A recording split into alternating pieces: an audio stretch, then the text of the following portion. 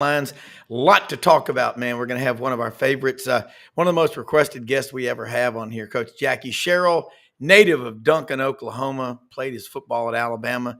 You know, he coached Washington State for a year, Pitt, Texas A&M, Mississippi State, came to Memphis. Now he's out in Wimberley, Texas. He is the guy, Brenden, you know, he has a crystal ball. I'm absolutely convinced he has because I told everybody knows he's coming on this morning. They said he was the one 30 plus years ago talking about the super conferences and where we are in college football. And he was right. And looking forward to getting his comments. Bo Carter, former SID at Mississippi State, will join us. A Southwest Conference, Big 12 office, now the National Football Foundation, the Baseball Writers of America. William Billy Ray Valentine Halliday, the intern, sophomore, 6'1", 187 from MUS, writer for the Auburn Plainsman. And what we're trying to do, and Brenden, he wants to be part of the intern program with you and your dad, Buddy. So we'll talk about that with him on here today. But a lot to talk about today. I want to thank all of our listeners, viewers, and sponsors. So we'll go ahead and get it started and get your pens and paper ready because you're going to want to take a lot of notes because Coach Jackie Sherill has a good idea of where we're going in college football.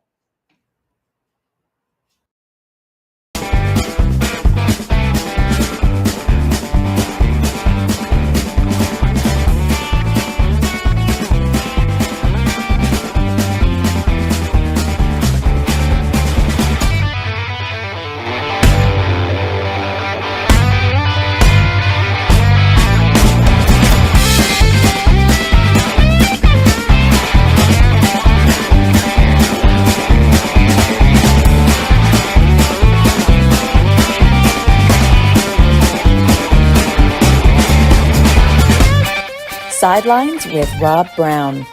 Talk sporty to me.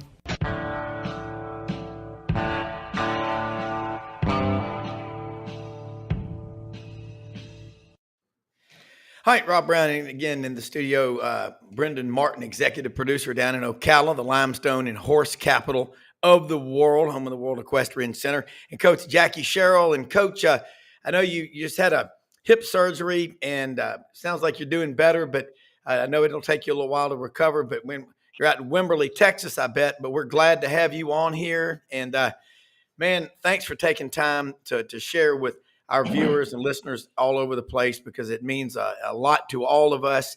And let's get your thoughts, you know, really right now, where we are in college football after coming out of the national championship. Jim Harbaugh's gone. And your thoughts about what he was being accused of, you know, because every coach I've ever known says we do everything we can to win, but I want to get your thoughts on that and just college football. Well, first, I don't know a coach that's not paranoid of somebody getting inside information or, you know, years ago, and there's some coaches still today won't let the press on the field after warm-ups, but years ago, that was kind of the norm. You wouldn't let any press other than warm-up come and take pictures and a video or whatever. You know, it's changed a little bit, but I think that what happened in the Michigan case doesn't go on to the extent that it went on at Michigan, but, you know, to the public, did it happen? You know, I believe, and this is my opinion, the facts comes back to you, yes, it did happen. Now, with the years ago, the NCAA could have jumped in and made decisions very quickly, but they didn't, and they let it prolong. The NCAA has no power whatsoever when we're talking about anything to put guardrails on, especially in football. But, you know, years ago, I remember Oklahoma and Texas incident where they actually had teams, coaching staff took lie detector test to that they were not stealing signals or going to watch team. So it's been going on for a long, long time. Yeah, and Coach, one thing about it is when people talk about preparing and getting a game plan together. I mean, you were an assistant, of course, you played for Coach Browne in Alabama, and you were an assistant coach, then a head coach. How much do you get to coach when you're a head coach compared to when you were a coordinator? And is that kind of the downfall of a lot of coaches, that they were a great position coach or coordinator, but trying to manage all those other coaches and people, and then the occasional booster that might want to drop in and offer his thoughts on the program? Kind of talk about that from your perspective, because you have a way of putting things in the vernacular that most people can't even think about. Well, back in 19, I was helping Coach Majors do his driveway, and back then, Yeah, we hopefully. It looks like he got disconnected there. Okay, we'll get him. Like he's back. Okay, Coach, you there, Coach? There you yes, yes. Can you hear me? Yeah, we lost you for a second. You're back. Okay. And so he was going to a party that night at a alumni supporters house in Des Moines. We were in Ames, and he asked me to go, and I looked at him and I said, Coach, there are head coaches people, and then there are assistant coaches people. This is a head coaches party. It's always been separated from a head to assistant coaches, and for to feel that every assistant coach can be a head coach is not. Just like every coach can't be an offensive line coach, every coach can't be a quarterback coach. So the I've always felt, certainly there are a lot of great assistants, but you look around the world, a lot of times when assistant becomes a head coach, they are not as successful. I.e., we can use Mississippi State last year with Arnett. Arnett was a great defensive coach, but there are so many things, and I don't know if you can use words on your program, but the difference between a head coach and position coach, most head coaches are ass blank, uh, other than assistants, because yeah, you've got to. When I came back to Pittsburgh, I was gone 1 year to Washington State as the head coach, came back, and I had a great player, Bob Jury, came to me in spring, and he said, Coach, can I talk to you? Sure. And he says, you're different. And I looked at him and started smiling, and I said, yeah, Bob. I said, when I was here, I only had the defensive side. Today, I've got everybody. And he looked at me and he says, I understand, got up and walked off. So it is a difference. There are a lot of great head coaches through the history. You go back to Coach Bryant, Duffy Daughter, Coach Roll. In today, the modern day, you look at Kirby, you look at Nick, there are a lot of really outstanding head coaches. But it comes down to, can you manage? Can you foresee? Now, here's the funniest story. When you go back and you talk about stealing signals, or you anticipate.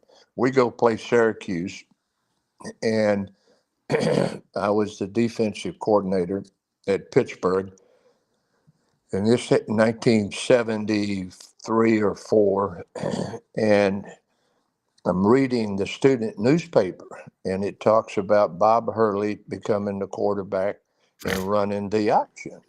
Well, we hadn't worked on the option at all. And so that night in the meeting, I changed the whole defensive scheme to stop the option. And Bobby Roper, which was a great player at Arkansas, and he was the defensive end coach, he said, can I talk to you? I said, sure. So players left, coaches left, and Bobby looked at me and he said, you're dumb. He said, there's no way we can change our game plan Friday night before we play Saturday. So that night, I'm thinking about, well, Bobby may be correct. I may have done something that really is going to be deficit to us. So I'm thinking the next morning I went in and took all the screws out of the blackboard. And, the big, back then we had whiteboards today, but I took the screws out. So when the players walked in, sat down, I turned around and kicked the blackboard and it just shattered. And I turned around to the players and I said, we're ready, let's go. And they punted a record of, I think, 15 or 17 times, and we just put a knot on their head. So yes, you can change, and everybody during the game is trying to figure out what somebody else is doing. Same thing in basketball, same thing in baseball. Yeah. But you can cross the line. But going back and fitting into that where we are today, the NCAA, set on it. The one thing the NCAA is afraid of, and that's lawsuits. And just the other day, we have with Tennessee, which Tennessee hired the great attorney out of Arkansas by ours. They're going to sue the NCAA. Yeah, Tom, yeah. And so the NCAA has always, and I remember all the way back when we had first did the drug testing, and that was 1983 or 82 or 83. And I was the only coach in the meeting. We were in Vanderbilt in Nashville at Vanderbilt, and you had college presidents, you had other administrators, and so there was no question we did need a drug testing program, and for the safety of the players. And all of a sudden, they hand out the list of banned drugs that they were going to use, and it was Sudafed and Actifed was on the list, but there were no street drugs. And so I'm looking at this, and I said, "Wait a minute." I said, "Why aren't there any street drugs?" And the first word came out of the attorney, "Will be sued." I said, "So what?" I said, "We want to protect the players and save their lives. I don't see where Sudafed and Actifed is saving kids' lives." And anyway, that was when Oklahoma played in the Orange Bowl, and Bosworth wore the T-shirt that had the NCAA, which was the National Communist Athletic Association. And because of that publicity, the very next year, it was a ban on street drugs. But it takes the publicity, or back then, to make the NCAA to do anything. And that is like when the Final Four a few years ago, a great basketball player, was on the national, being interviewed nationally. And when he said, "I didn't have money to buy food," or "I don't have food," well, 2 days later, they passed where players can have any amount of food they want or need. Yeah. And so over the years, and again, this is my opinion, but I do know quite a few facts, that today there's no control, as we know. The NCAA is trying to have the university, pass the rules, but the university, because of the NIL and the transfer portal, the universities are waiting for somebody to organize. They will join. Right now, every university, every football coach wants guide rails. They want guidelines. Yeah. But the NCAA is setting on the rear end because, again, just like Tennessee is going to sue the NCAA. They hired Tom. And I would, if the NCAA has never beaten Tom in a lawsuit. So I would say Tom is the attorney to hire. Yeah. Well, Coach, you were breaking up there for a little bit. Can I ask you a question?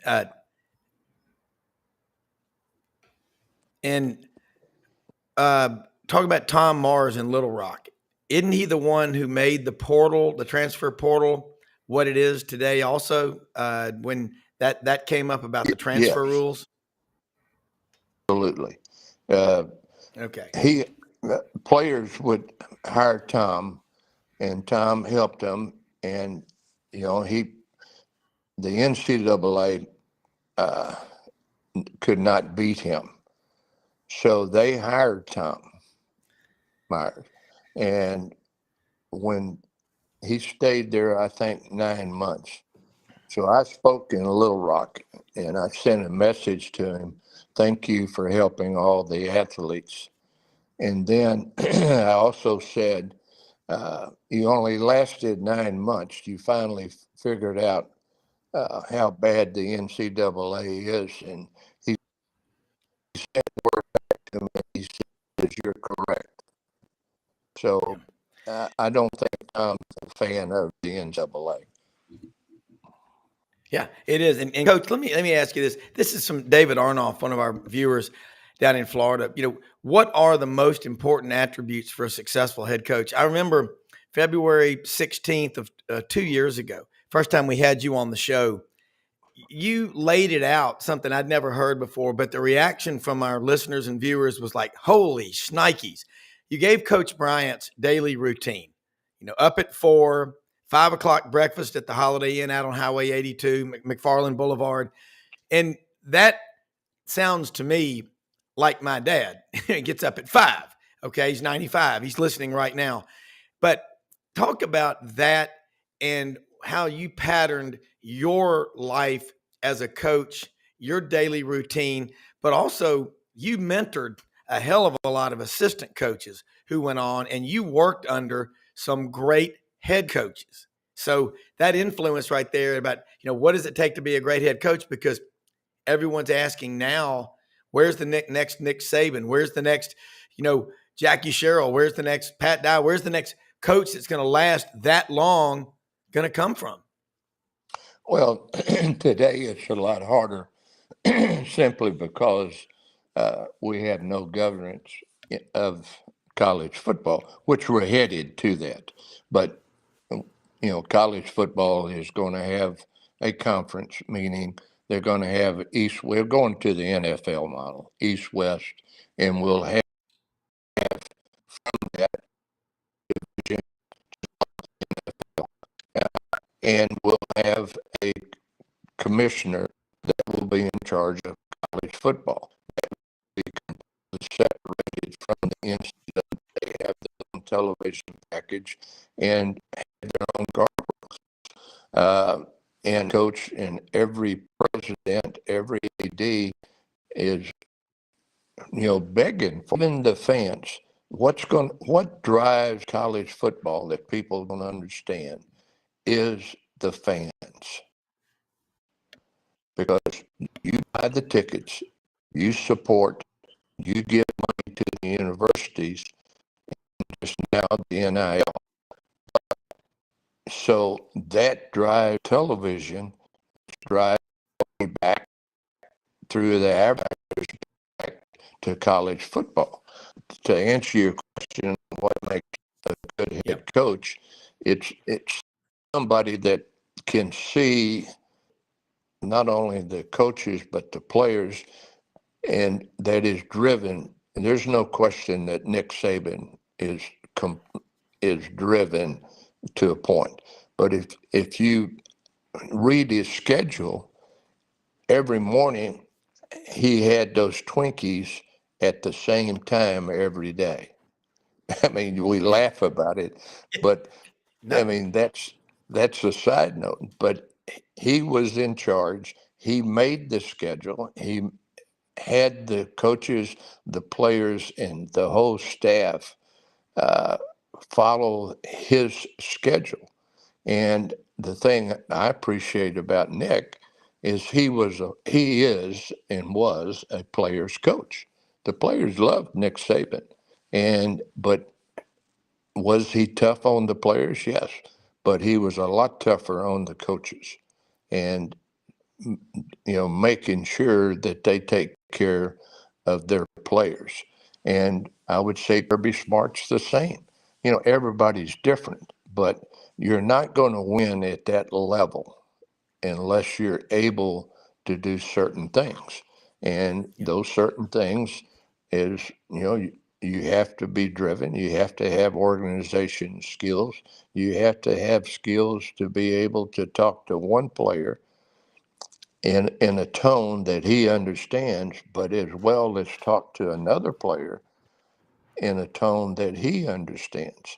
I equate it back to, I've always said, if you're smarter than a fifth grader, you can't coach. Well, what I'm trying to say is the fifth grade, that teacher probably has the toughest job because those students are maturing in so many different ways, mentally, physically, emotionally. So whatever you say in that class, you have to fit all students. And that's where great coaches have the ability. And I would say Mac Browne, you can put Mac Browne, to be able to talk to the players and all of them hear the same thing. Coach, one of the things about talk about routine, I'm OCD, obsessive compulsive disorder, but it's easy because it's easy for me to do things that I love. I get up every morning. It's going to be a great day, 5 Alive, say my prayers, get rolling. It's easy to exercise. It's easy to work. This and my financial advisory, practice for 33 years. And I'm not saying I'm Nick Saban or you or Coach Bryant, but I that was a great point you said. He has the Twinkies at the same time or the Little Debbies or whatever. Talk about your routine because, you're a Hall of Fame coach. I mean, God bless you, won about 180 games. You were successful everywhere you went, and that you didn't just get lucky. That came from your parents, came from Coach Bryant. And you talk about Coach Bryant's routine. He never, in my opinion, being from Fordyce, Arkansas, Morrow Bottoms, he didn't grow up, with money and all that. But man, he knew how to relate to anybody.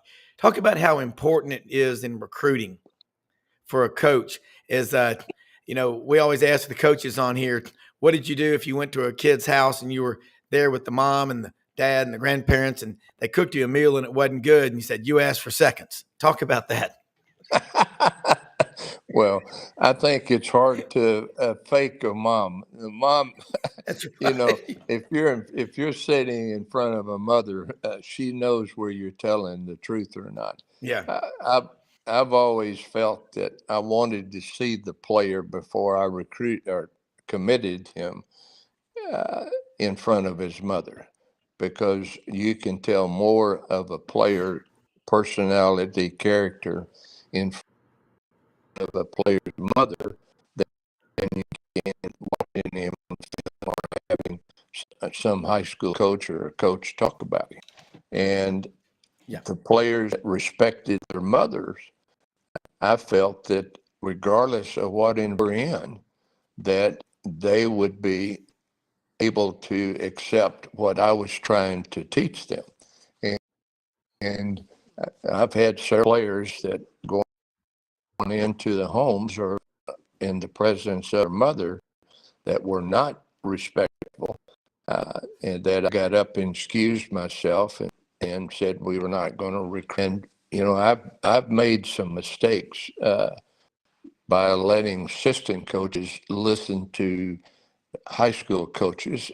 I had one player that wanted dearly. I mean, he grew up as an A&M fan, and all of a sudden, some of the assistant coach that was recruiting him.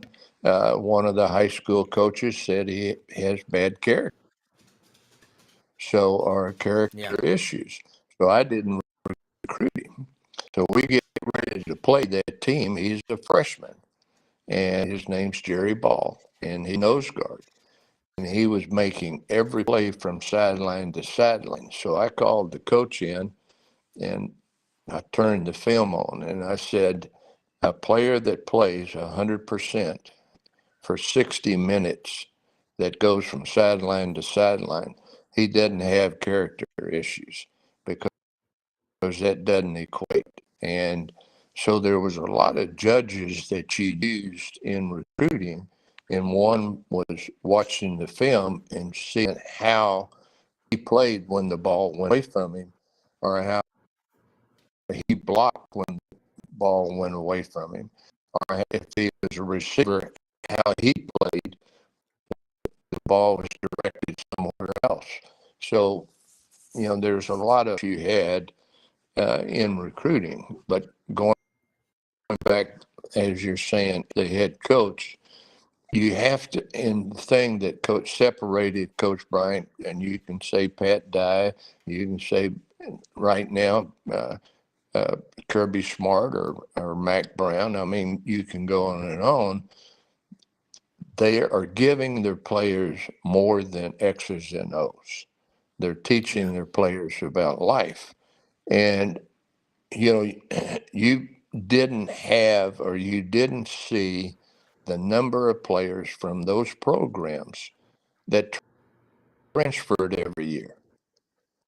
You saw players that transferred, but they were the players that probably the coach called them in and said, "You're not going to be starting next year, and if you want to start, you can certainly go someplace else." But you have today, the teams that are winning and the teams that will win are the teams that the head coach are given. And I can go back to Harbaugh. Every player that you hear that played at Michigan, they loved Jim Harbaugh. And the same thing about all the issues that were going on this year, that you never heard a player or assistant coaches ever mention any of those issues. All they said is how much they loved their head coach. Yeah. That's what I noticed. And I kept saying his players love him. And that's because and Coach, hopefully he gave them more than X's and O's. Yeah, and like I watched Jim Harbaugh at the national championship game. I picked him to beat Washington. And what did you see? You saw his mom and his dad there. You saw his brother, and those players love him. They love each other. They work their asses off, but they dominated that game. They played a full 60. That comes from the heart. You can't fake that. You know that as a coach. You know your best players. They did things when nobody else was watching that they were supposed to do, but they didn't go running around posting on social media. I opened the door for a lady. I stood up when a lady came to the table. You know what I'm talking about. Well, we about self, and we think that the head coach, the assistant coaches, or even parents, they teach the child or they teach the player how to discipline themselves. Because as a parent, when you leave the house, is the child going to take your keys, take your car? Is the child going to have people over and have a party? Is the child going to do something that he's not supposed or she's not supposed to do? And it comes back. Have you taught the child, or have you taught the player self-discipline? And I would like always relish of having a player that has come from hard environments, that were not engulfed in those hard environments, that he was able to get himself out of those and make something out of himself. And I think the same thing when you hear Nick talk about his players. He feels the same way, that he relishes of players that make something out of themselves. Yeah, that's right. Coach, I'm going to bring Bo Carter on with us right now. Bo, jump on in here with us. Coach Jackie Sherrill's on with us. I think you met him before. Oh, once or twice. Coach, good morning to you. How you doing? Bo, how are you doing? Bo, thank you for everything you've done for college football. Oh, thank you, Coach. I'd sent you a note. We need to get you down there with RC in College Station and RC Slocum, our interim AD. you can give him some coaching advice while he's on the job there. Well, I said, being an AD is a lot easier than being a head coach. Hey, Coach, while we got you and Bo on, Casey Goodjohn, one of our listeners out in Claiborne County, Texas, 20-year Marine, great guy. Met him down in Orange Beach back in September, surf fishing. My wife and I, Audrey, did. Big Aggie. And he said, ask Coach what he thinks about Mike Elko. And, as Franz Beard always says on this show, only God and the Longhorns have more money than Texas A&M. Well, right now with the oil being priced what it is, I think they put out yesterday news-wise that Texas generated $39.7 billion in 23 from the oil industry. So there's a lot of people in Texas that are doing very, very well. So the NIL at Texas and Texas A&M is pretty large from those. But going back to your question,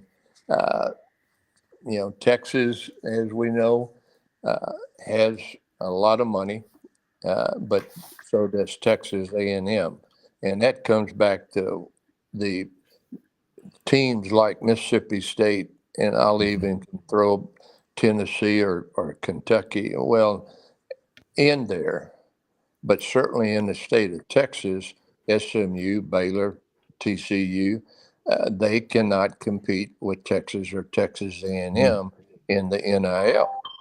So you have an imbalance there. And so where we are going, as I've said before, and Bo, you may jump in here, we're going to an NFL system, meaning we're going to have East-West, I feel, or we could have North-South, but East-West divisions in there. There'll only be teams in there that will commit to do certain things, and that is to take care of the players from television money. All players, I feel, will be given the same amount. It will not keep them from going out and doing their own NIL, but the universities cannot have collectives. The universities cannot have groups doing what they're doing today.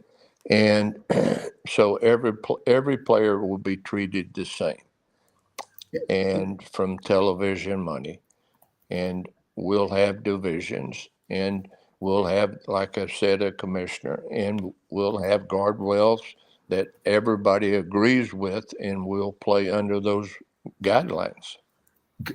Coach, I totally agree. And I think you called this about 20 or 25 years ago.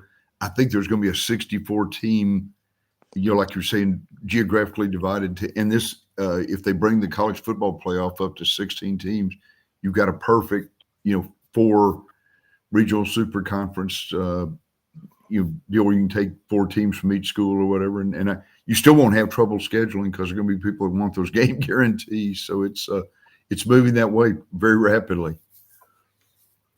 Well, it's getting there faster and faster because you're now having, i.e., Michigan to the NCAA. You also have NCAA. They're not agreeing with what it's charging them with. Yeah, that's right. And Yeah, some Coach. people even mentioned it. Yeah.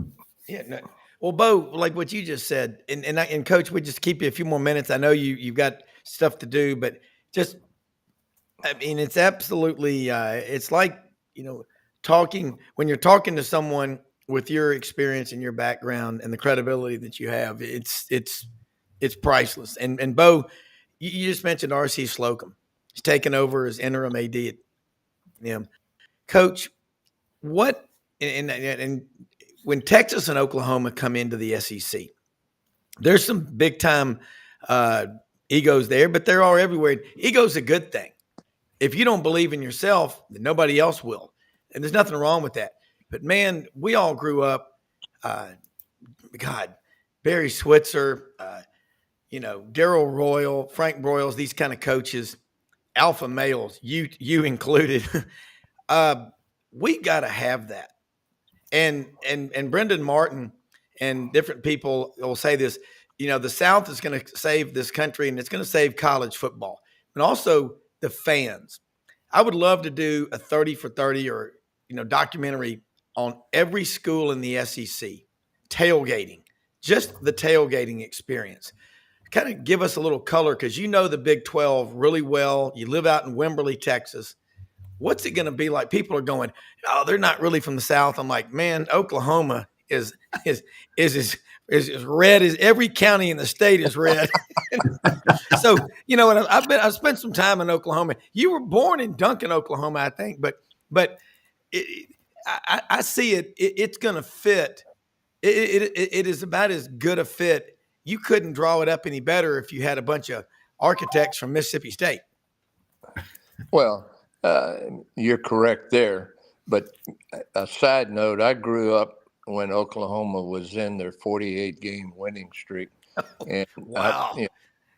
That's where I was going to go if I could go. And I had the opportunity, but one person made me change my mind, and that was Coach Browne. So, but I'm glad I played for Coach. But yeah. Bo, you're involved right now.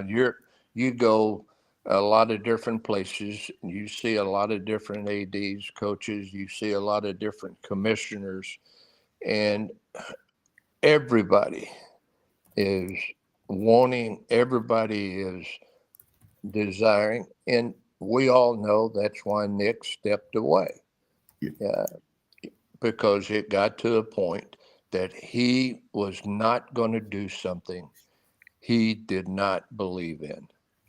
That's my opinion. Coach, you're exactly right too. And it wasn't just the NIL and the transfer portal, but it was just the state of college athletics.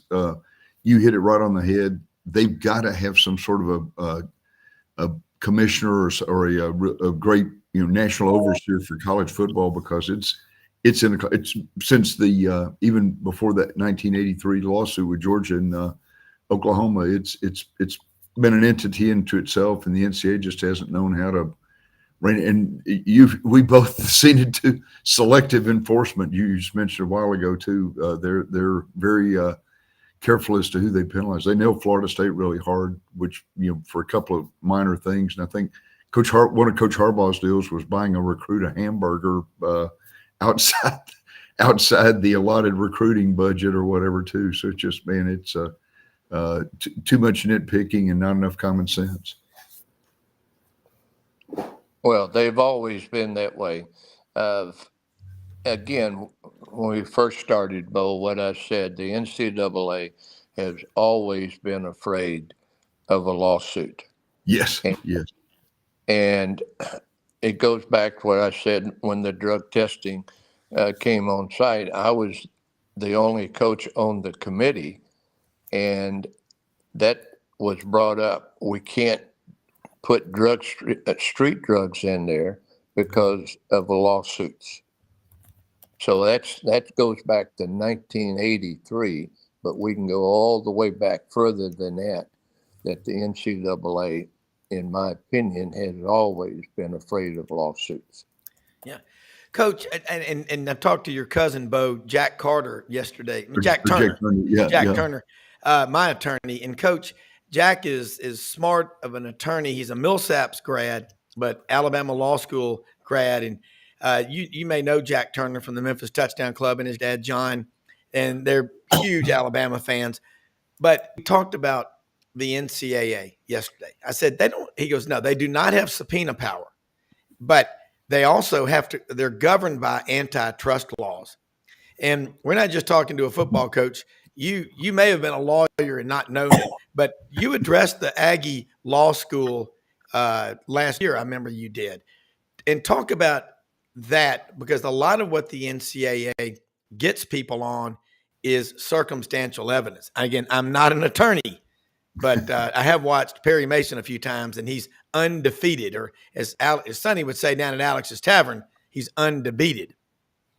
Well, you have the way it was set up, in my opinion, is you have where you have personalities, and unfortunately, personalities got involved, and they went after certain people because of personality difference, and that should never have been in there.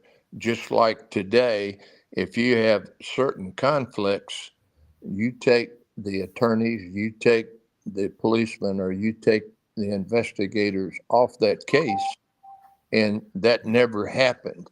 And I can go on a lot of things firsthand where there were personality differences between me and people that were in the NCAA. And because I've said things that I probably shouldn't have said, but I said things that were correct. Yes. And whether I hurt their feelings or not, or put them in a,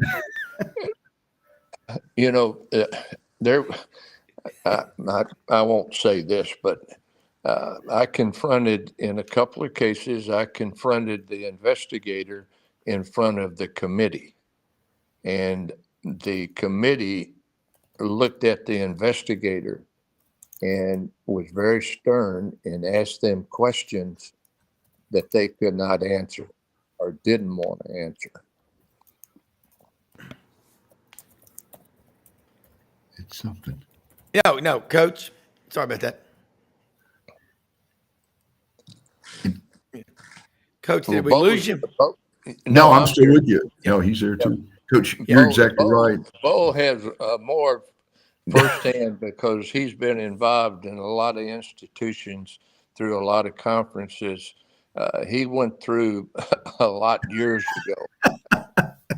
It was, Coach, we always say, and we mentioned this on the show, SMU is just 40 years ahead of its time. They started the NIL a little bit early there. So, yeah. And I think Ron Meyer said it after he was coaching the NFL. He said, hey, 30 or 40 years from now, this stuff's going to be legal. And Coach, spot on about the NCAA. That's why each state passed the NIL rules on it. There's not a national. They're trying to work something out on this. Although one senator said, guys, all you need is to have Congress involved, and you're going to really be messed up. Yeah. But but no, the state by state stuff really goofed the whole thing. And the NCAA didn't want to have to fight them in lawsuits, so that was it. Well, right now is the best time because you have every president, every AD, every head coach that wants some type of governors that everybody will be treated the same. Yeah, but is that possible? Yes, very easily. Yeah. Well, Coach, look, I mean, this is unbelievable. You cannot, you know this better than anybody. And look, I know you're doing your rehab right now from hip surgery, but can we get you back on again in a couple of weeks and talk more about this? Because there's nobody, what I'm adamant about on this show is the First Amendment, free speech. We don't tell people what to say or how to say it, and we don't back down from who we are. And you have always stood your ground, and I respect the hell out of that. And again, I don't care who the people are fans of. They all love it when you come on because you speak the truth, and we appreciate that. And I hope you're around for a long, long time. And with this new hip now, are you going to be doing some running or more hiking or walking, or what are your plans? Well, my wife wants me to walk in the woods with her. We have a place in Darby, Montana, and next it backs up to the national forest. So she goes out with our dogs, and last summer I'm on a walking cane, and I couldn't do it. So yes, trying to get back to I can go through the woods. Yeah. Well, Coach, you're tough as nails. You'll do it. And we appreciate so much you being on. And one last question. Are you going to address the Aggie Law School again this spring? Well, every time I address anybody and go on a show, I always say, and it gets a laugh from the attorneys, whatever I say today is my opinion. That's right. And I always say the attorneys in this room understand what I'm saying, because whatever you say, either first party or if it's my opinion, no one else can sue you. That's right. All off the record comments, Coach. That's right. Yeah. Well, Coach, let people know just how they can follow you if there's any way they can do it. But if not, we look forward to getting you back on here very soon, and look forward to you're in our prayers and your recovery. But we just appreciate what you do and have done for college football. And what you said today resonates with everybody that's listening and watching, because the texts that I'm getting are people saying, we need more Jackie Sherill. Thanks for doing what you do, and thanks for being on our show. We really appreciate it. You're welcome, and both have a great day, man. Coach, you too. We got to get you with Mac Browne and have you as a kicking coach next year. They need a little help up there. I know it. They need some defensive help too. I saw Gene Chizik had to leave the program, but I know you and Mac are good friends, so good job. Thank you. All right. Thanks, Coach. Look forward to the next visit. Appreciate it. All right. Bye-bye. All right, and we had a little bit of an issue with his connection there, but man, love the honesty. Let's bring in William, Billy Ray, Valentine. First off, Mary Trapnell. We're going to get William out back on. Let's bring in Mary right away. Let's bring in very Mary. Patient. Yeah, Mary. Hey, Nashville Anti-Human Trafficking Coalition, one of our sponsors, and Audrey and I got a chance to talk to you yesterday. That was Coach Jackie Sherill talking about what's going on with college athletics and the NCAA. And you mentioned you've got boys playing up there at NBA. I've got 2 boys and 2 daughters, 3 Auburn and 1 Alabama. And the Alabama one, Mallory, God love her, she's still a good person. But anyway, that's what I love about this show. I want people to understand what the mission is and how important what you're doing is, and also how they can get directly involved, because this is real. Unfortunately, it's real, but thank God that we've got people like you at the tip of the spear to lead the fight. And thanks for being a sponsor. We appreciate it more than you know. Well, Rob, we are so glad that you would have us on the show this morning. Unfortunately, Nashville is becoming a hub, or is a hub, for human trafficking, along with Atlanta, Memphis, and New Orleans. The prosperity and the economic growth that we've had has been a blessing for a lot of people, and unfortunately, including the human trafficking industry. And so the Nashville Anti-Human Trafficking Coalition exists to raise awareness and really make sure that everybody in the community understands this and has a pathway to engage in the fight against the industry, but at the same time for its victims. Yeah. I've been down on the border with Mexico and South Texas when I was a kid. I've been back there many times. It's real. I mean, again, how, Sherlock Holmes' assistant, Doc Watson, one time said, There's nothing more deceptive in life than an obvious clue. Well, I always like to say the population of Texas is 30 million that we know of. But when you are seeing people in these mass caravans coming up here, that's not by accident, is it? I don't think it is. Absolutely not. We get asked all the time, do you really think human trafficking is happening at the border? And if it's happening in my backyard in Nashville, Tennessee, I guarantee you that those vulnerable families that are coming over here who have bought into the American dream and life's going to be great, traffickers are right there snatching all. They are making their way to the south. They're sending those children across. Yeah. So they're really that is what is happening. So what we lost you there for a second, but what, like in Nashville, I know that's got the largest Kurdish community population, maybe in America, close to 20,000 Kurds. And I don't think people just pick up and leave where they are 10,000 miles away because things are so good back home. Is that a lot of it? Is that we've seen the movie Taken with Liam Neeson. It's real. I've traveled all over Europe, and that's a problem. It is absolutely culturally. You see a lot of snatching and grabbing. You see vulnerable that will be traffickers.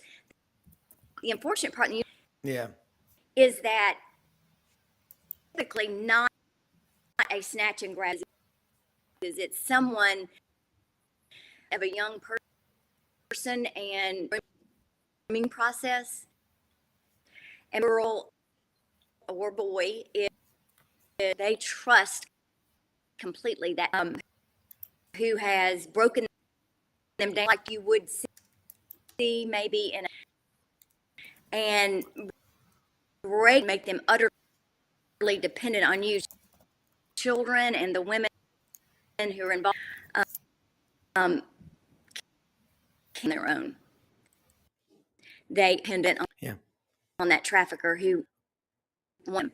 So we're seeing a rising girls in affluent communities are vulnerable because of a broken family, maybe an addiction story, childhood sexual abuse, vulnerable to these messages. I don't know, like where you can say and you I mean, get your tuition.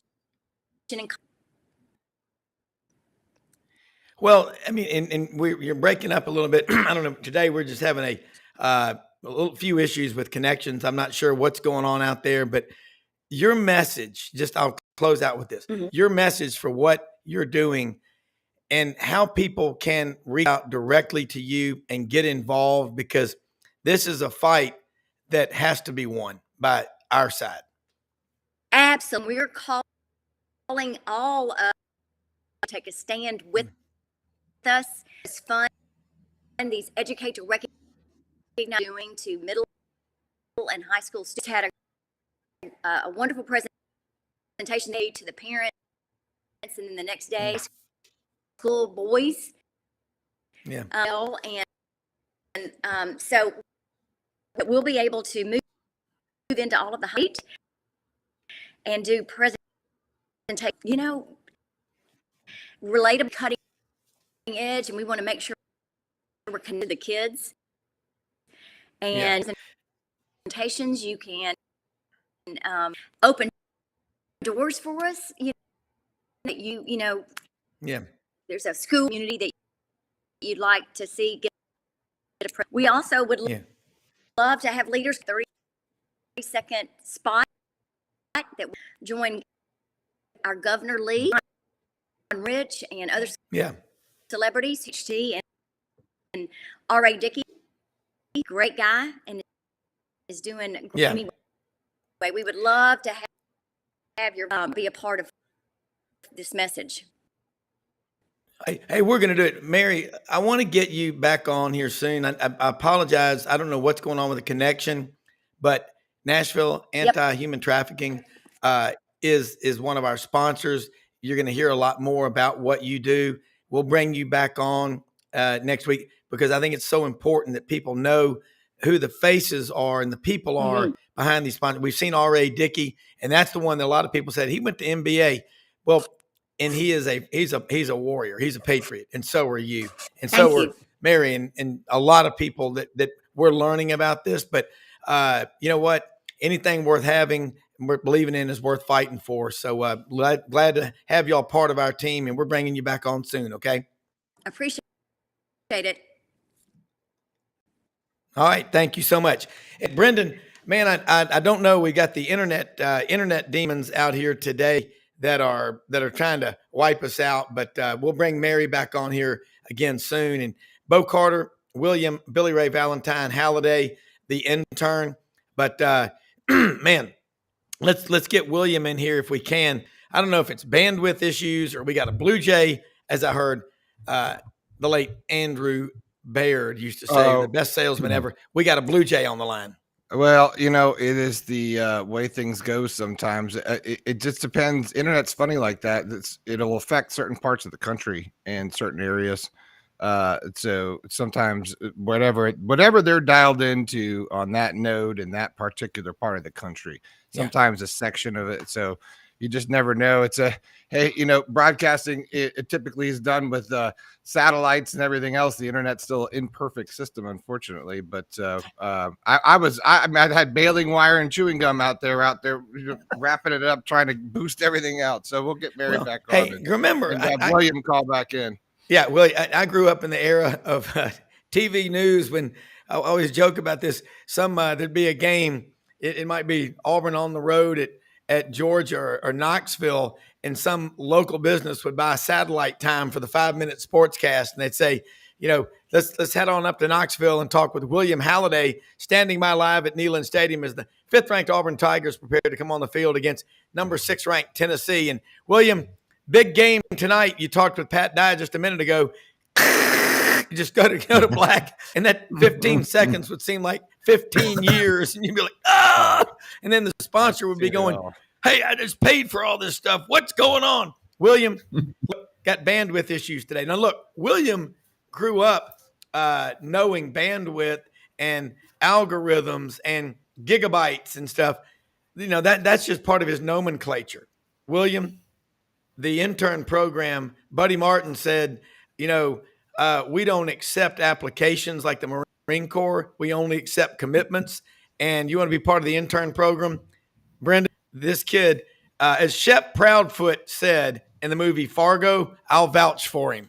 He needs to be part of your intern program. Listen, we could bring him to the intern program, but it's he's going to be dealing with the writers. You know me, I don't do much of that writing stuff.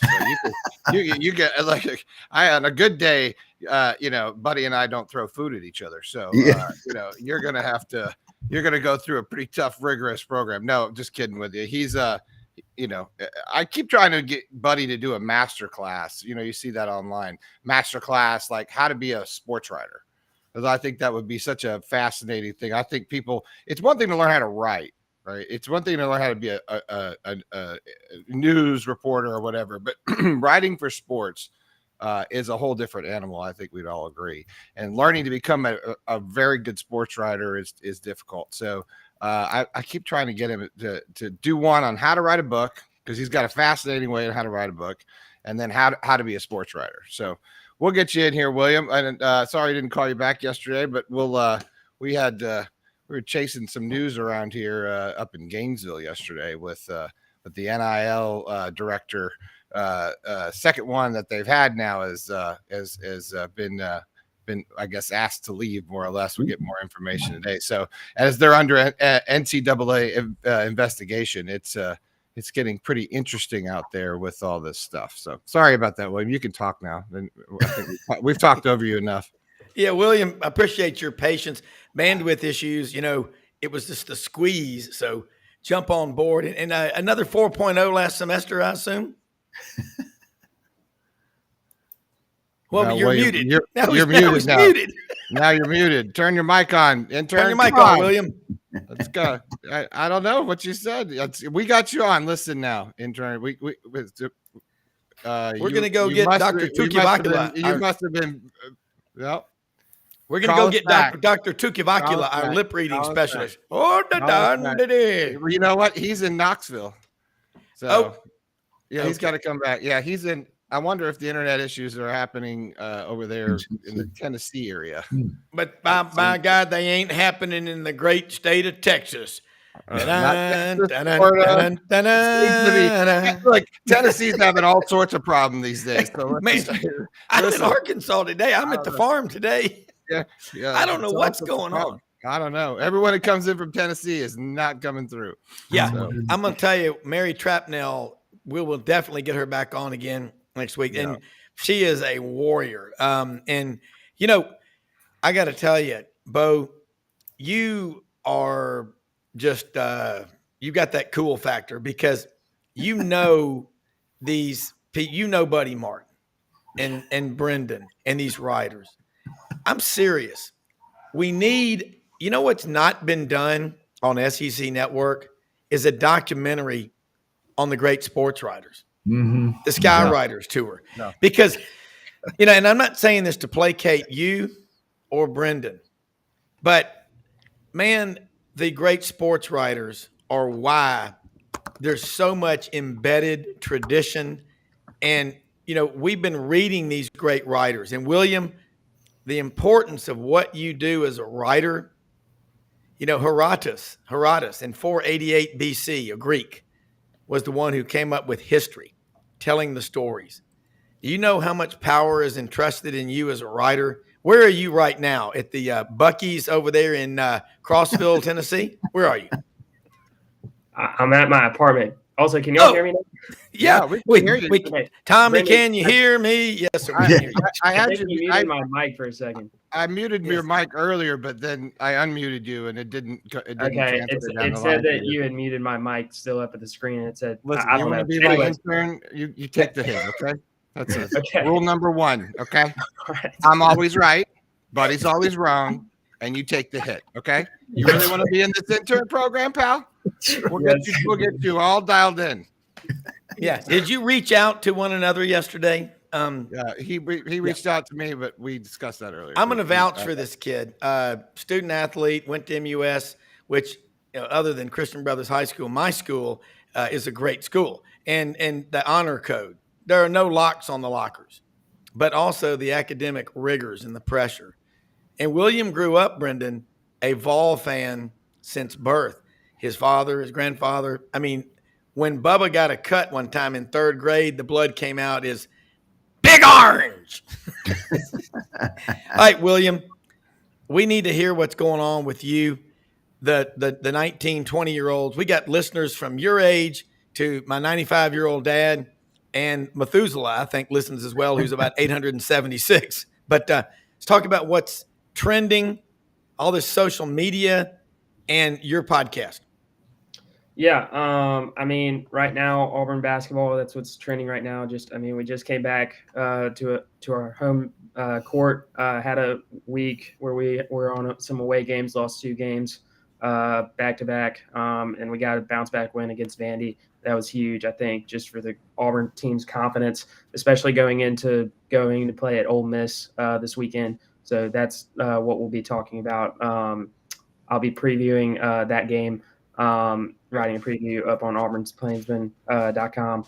But that's the news this week for Auburn and just right now. And then also Auburn women's basketball. I was planning on going to the game last night, played number 1 South Carolina, unfortunately lost by 20. But, you know, I mean, what are you going to do against the number 1 team right now? So fight your ass off. Yeah. That's all you can do.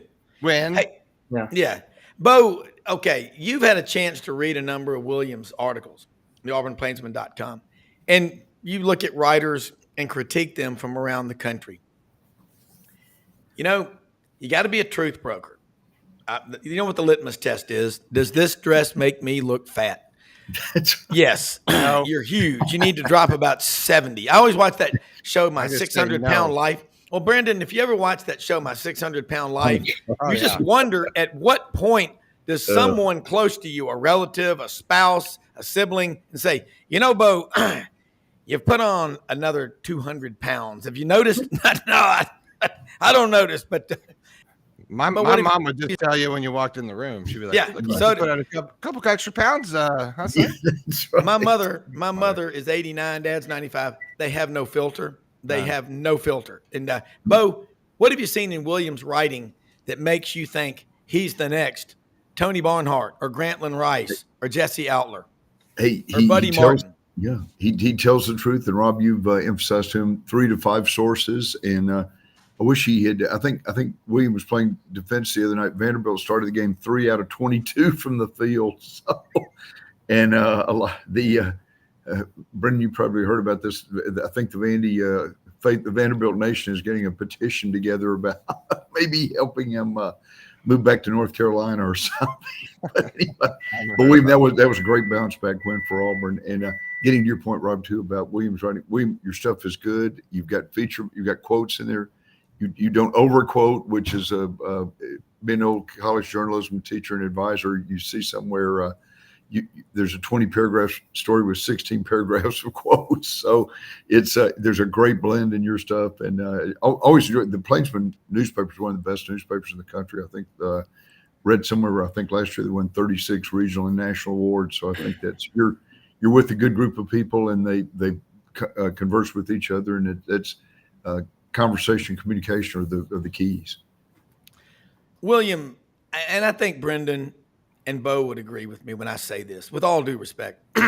The standard for a college newspaper has and always will be the Daily Fabarian from Faber College and Animal House. Wouldn't you say that that's the standard, Bo, for a college newspaper? You remember the Daily Fabarian? Yes, I do. Yeah, you do.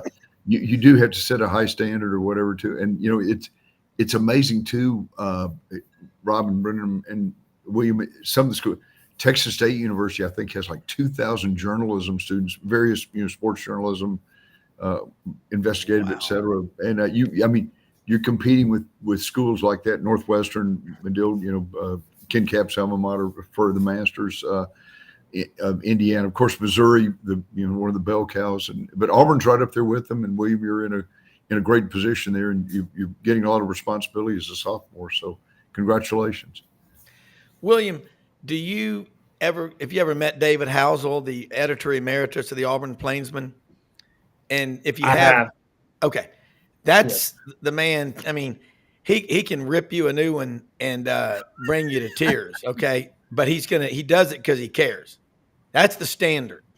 The late Buddy Davidson, the standard.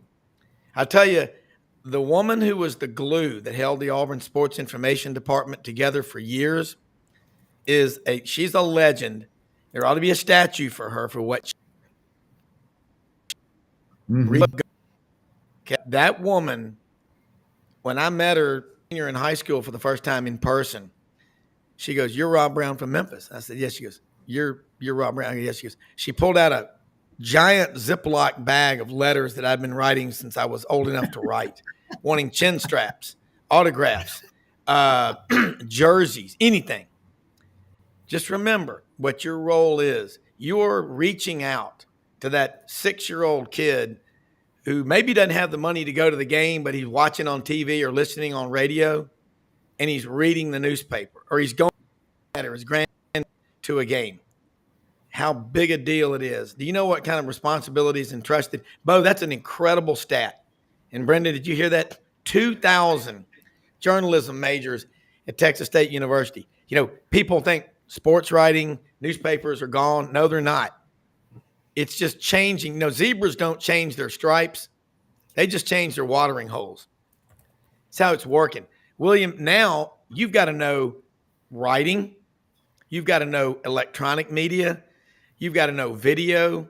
You've got to know it all. Basically, you've got to be kind of the journalistic equivalent of a SEAL. You got to be able to do everything. How comfortable are you doing your podcast covering the big picture of college athletics? Is it fun now, or is it still work? Oh, it's fun for sure. It's definitely I was talking to my co-host just last week because he does all the editing and stuff for us, and just I think it can be a bit frustrating sometimes when you want to get it out at a certain time, but we're still college students and we're really busy. So, I mean, just when we do have the time, it'll be probably a bit more, not as just antagonizing in terms of just kind of getting it out when we want to and maybe doing more in the future. But I've gotten more comfortable with being a host of our podcast and just like going through the different newsworthy like things to talk about, subjects. And it's definitely like I've gotten into a groove of it, and I like talking basketball and all the things I want to talk about. We get our triple threat segment, get to talk about different sports, things that we're interested in. Cooper with hockey, me with college basketball and NBA basketball. So it's a lot of stuff we get to talk about that we're really interested in, keep up with on ESPN or different websites on the internet.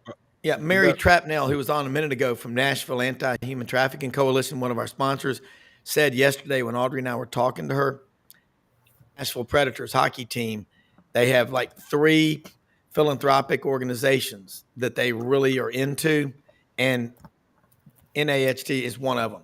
So hockey might be. Brenden, you ever go to a Colorado Avalanche game? Have I ever Hockey. been? Yeah. I literally was on the home crew for 6 years. Okay. I did I was being 82 silly. games. 82 games this season. Yeah.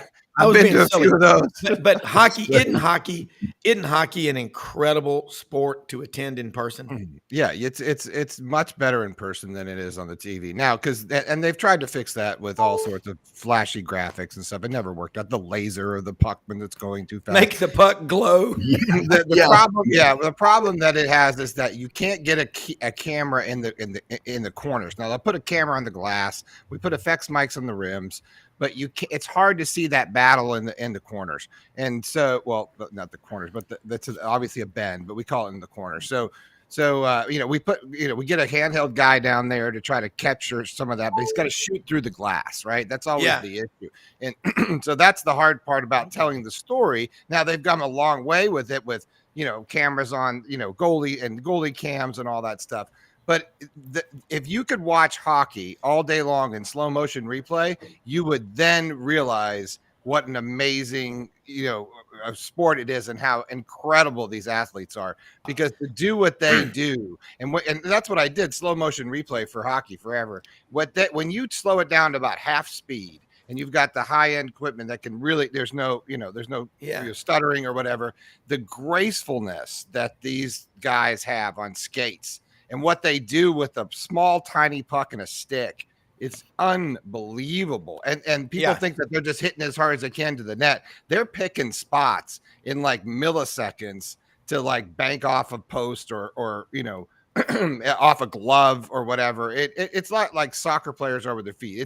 It is to me one of the most graceful and hard hitting contact sports out there. I mean, you think about football. I mean, sure, everyone's, but hockey's nonstop. It's soccer on skates with sticks. Your clock's moving all day long, and then they promote fighting. I mean, you drop gloves and jersey somebody. I mean, come on. So you don't get that vibe unless you're in the stadium, because when you're in this, it's like going to see UFC boxing. It's like, I did that for years. When you go into, and watch a fight, man, you're into it, right? It's something else. Yeah, but it loses it on TV. Well, it's like a soccer match. I've been over in Scotland and Ireland and Wales and England. Holy shnikes, man. I remember being in, no lie, Belfast one time. And good God, you think we love college football? These people over there, I mean, it's like the National Pirate Convention with Peter Sarsgaard. Any questions out there? Yes, sir. What do you got there? The fellow with the pirate on his shoulder. Where would a fella, if he was wanting to get him a good roast beef sandwich, go? Arby's. Let me say this. Canada for hockey. Well, but see, hockey creates, and what people love about it is the fighting. And you burn about 950 calories an hour on the ice. It's the highest burn of any sport there is. Much as we love baseball, if you're a right fielder and there's nobody that's a left-handed hitter hitting, you ain't getting a lot of action, and you're standing around a lot. I mean, it's just what it is. But Brenden and Bo and William, I'm gonna throw this to you, Bo. When young writers today are covering what's going on in the NIL and the portal, is it important for them to go back and always make a contrast and juxtapose what is happening today against what went on 30, 40, and 50 years ago? And would that have been fair for people 50 years ago to do what happened in the 1920s? Talk about that as a journalist.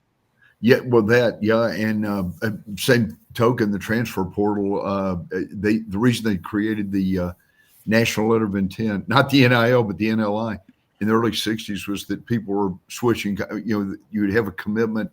Somebody would sign a regional letter of intent with Florida, and then transfer, and then end up at Florida State on the national NCAA national letter. And now it's Katie bar the door, and you can go back and look. Gosh.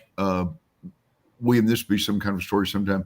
A guy that played on SMU's national championship team in 1935, I think, enrolled at Stephen F. Austin, transferred to Baylor the first week of school, and ended up being the star running back for SMU's 1930. He was at 3 schools within like 4 weeks. So there is precedent to the transfer portal and the NIL. It's just what was that guy's name again? Oh gosh, Bobby Wilson, who's passed away, but got to meet him one time. He was telling a great story. He said, yeah, I had to look at my desk calendar to figure out which school I was attending that week or whatever too. So this stuff goes back 100 years, unfortunately. Yeah, William, you saw and your dad. Ask your dad about Sullivan to Beasley. Oh, Terry Beasley passed away yesterday, sadly, and he wasn't very old, maybe 70. That's my childhood heroes: Pat Sullivan, John Carroll High School in Birmingham, Irish Catholic. You can't beat him.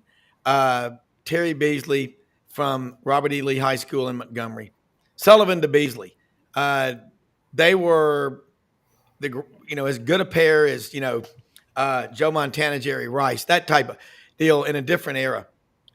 And I would do a story, if you can, about Terry Beasley.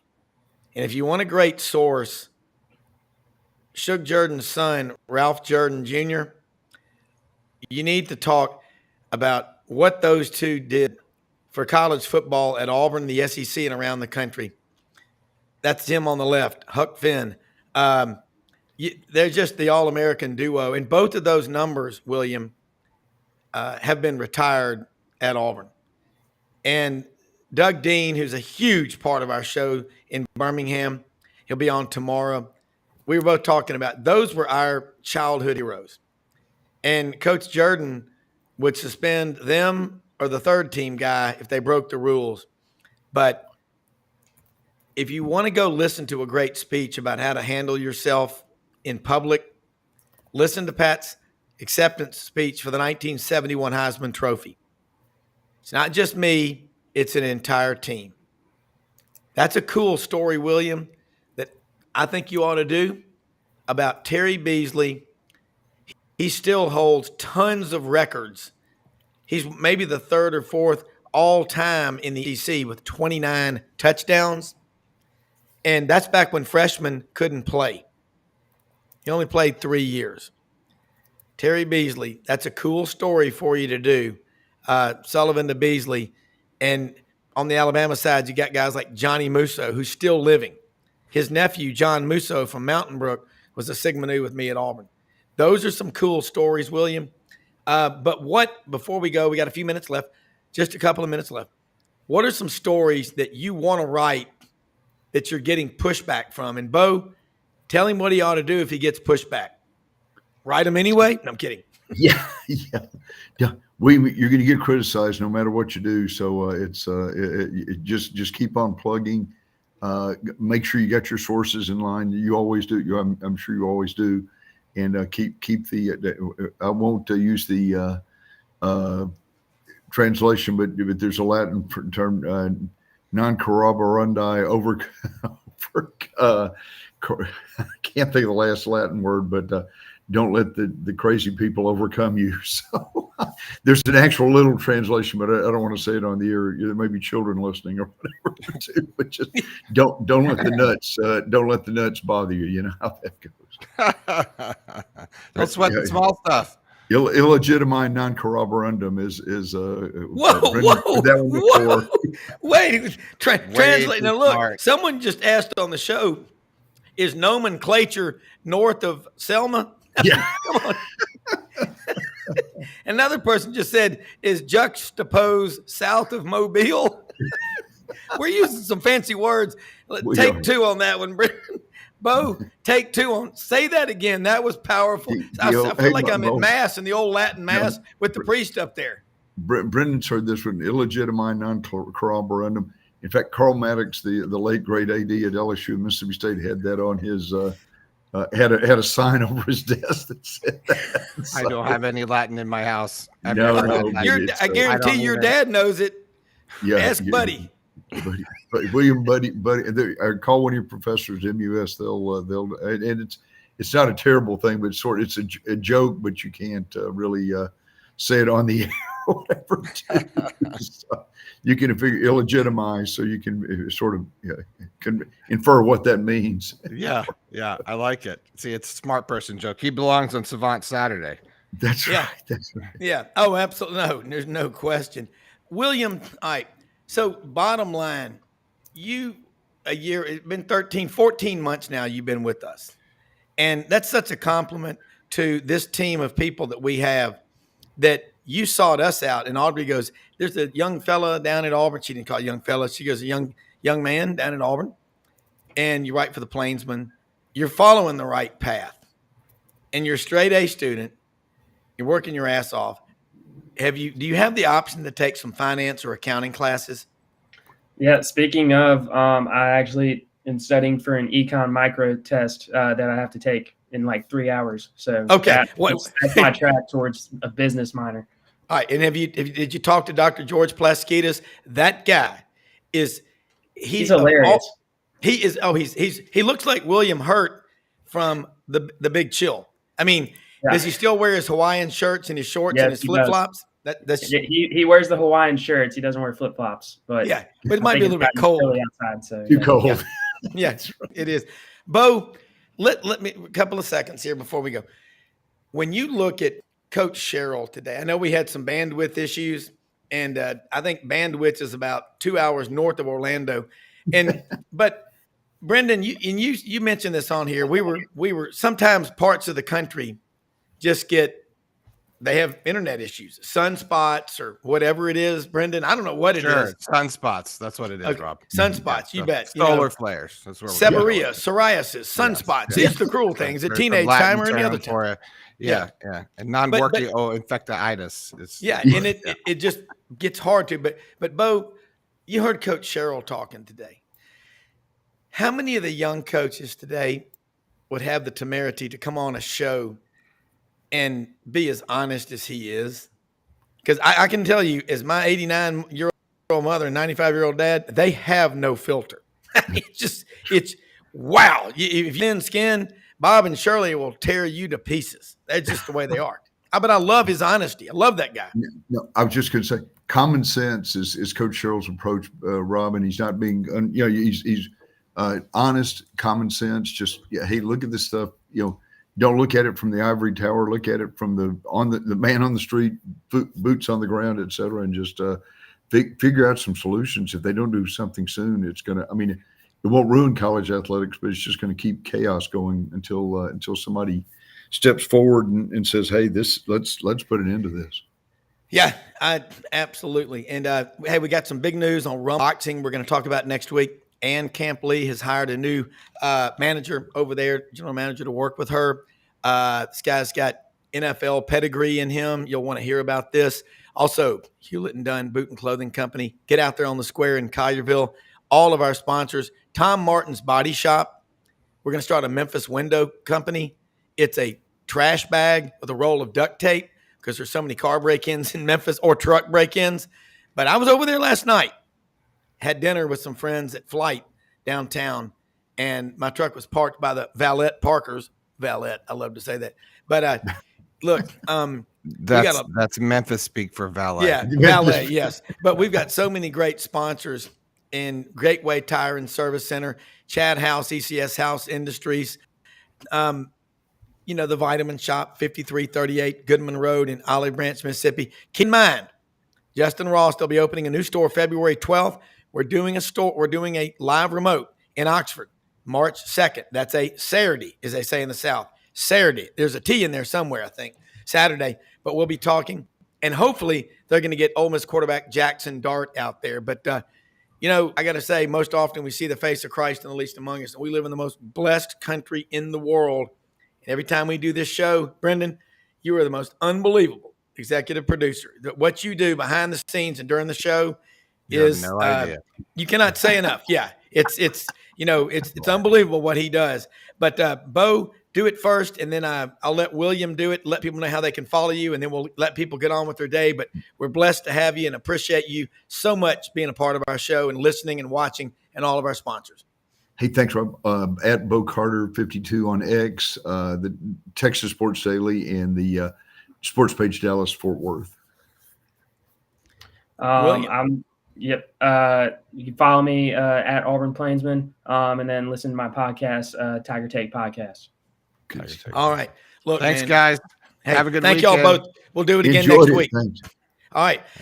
Appreciate it. Brenden, wild deal. Bandwidth. Real quick, a quick cursory lesson for people that are watching, because everybody uses this stuff. It is amazing. There are times in the fall when connections go in and out like that, but we did everything we could with Coach. Fridays. Yeah. Okay. Well, A lot of banking on Friday. yeah, a lot of fun stuff. Well, look, Yeah. I tell you, this was a blast. We got a great roundtable set up in the morning.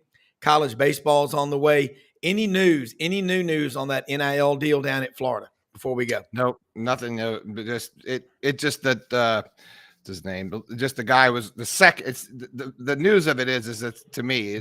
I mean, some people don't think it is. I'm the one that keeps sort of, talking about it as it goes. Everyone's like, yeah. Well, this has been 8 months now, and I told everyone 8 months ago that this is going to happen, and now it's happening. So, it just keeps inching like a little bit closer to what I think could be, but then I'm sort of like, which is like, potential catastrophe. Do we know that, is it going to come out one day that Billy Napier had, knew about the Jaden Rashada deal? And if he did he make decisions on it? Did he make it, did he, kind of do the Godfather thing where he's like, not paying the money, I don't know if we're going to, and that's illegal. So, that's the big scare, I think, for Florida. So what happened, and they released it, sort of like on the Thursday dump, it's like what the White House does when they just sort of like, oh yeah, by the way, all this happened. But we just got information that the current person running the NIL, not the NIL, the collective, which is the second collective. And I think that's what's key to understand, that there was the original collective that was sort of the main one that was called, Gator Collective. And then they've got, Florida Victorious, which is their, the second one. And so the guy who took that over, his name next to me, I said it 1,000 times, but anyways, he's left. And I don't know if he's been excused or he's left or whatever, but now that's the second person in 4 months, right? Yep. So to me, it's like preemptive strike potentially. I don't know, these kind of things, when you get too close to the story, you try not to get conspiracy theory. I know you and I talk about this, Rob, but these kind of things are just sort of like, man, it just keeps being something else and something else and something else. Yeah. So, We'll see what happens with it. I want to say, hey, met a cool a Gator, our bartender down at the Bass Pro Shop at the Pyramid last night before we went to dinner. Went and had a couple of road sodas over there, and that Bass Pro Shop at the Pyramid down on the river in Memphis is it's incredible. It is. This guy's from. I said, where are you from? He said, Polk County, Florida, and I said, that's where Winter Haven is, Lake Wales and all.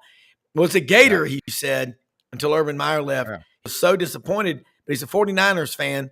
He's still a Gator. You can't get that out of him. I don't know how you just become a Gator. Yeah. The Gators. And then you're Tigers, like, I'm a Niners fan.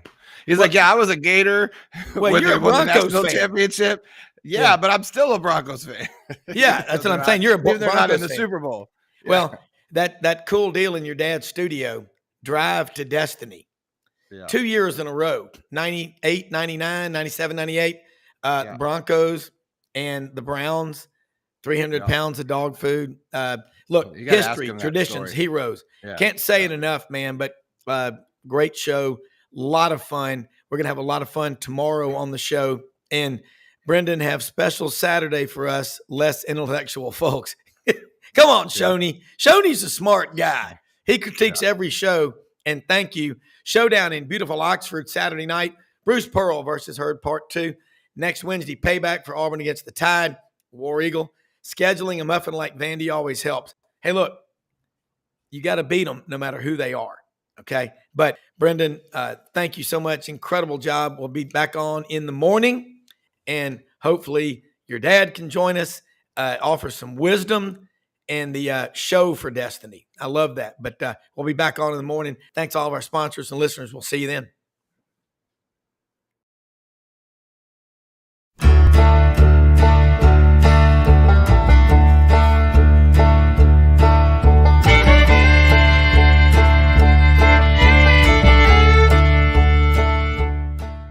In a perfect world, you'd set a health goal and results would happen overnight. In this world, the real world, it takes time, dedication, and the right support to achieve your best self. The Vitamin Shop's health enthusiasts are here to make sure you're not wasting a single moment on the wrong supplements. From the highest quality sports nutrition and superfoods to the most sought after trends, you'll find a huge variety of science-backed solutions for every goal. And the people to help guide you along the path to greatness. Unbelievably, every 2 minutes in our communities, a child is either bought or sold for sex. I am Ari Dickey, board member for the Nashville Anti-Human Trafficking Coalition. Join me and millions of others in our fight against human trafficking and for its victims by helping to educate the most vulnerable among us, our middle and high school students. Go to nhtcoalition.org, become a partner, and help keep our families safe, because none of God's children are for sale.